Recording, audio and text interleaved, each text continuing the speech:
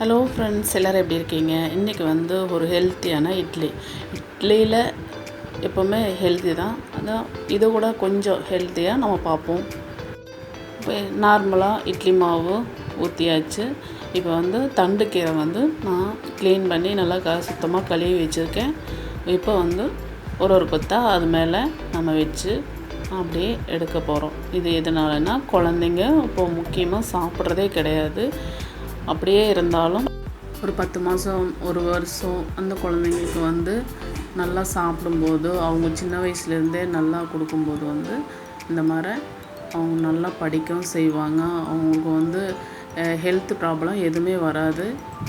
இப்போ வந்து எல்லாமே இதே மாதிரி வச்சுட்டு இப்போது நம்ம அடைச்சி வச்சிடலாம்.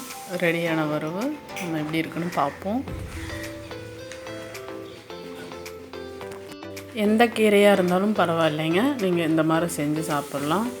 இந்த பச்சை வடையோ எதுவுமே வராது. இது வந்து ஒரு ஸ்பூன் போட்டு மேலே அப்படியே எடுத்துக்கலாம். இப்போ வந்து ரெடி ஆயிடுச்சு. நம்ம வந்து இட்லி வந்து எடுத்துக்கலாம். வேறு ஒரு பாத்திரத்தில் மாற்றி வச்சுக்கலாம்.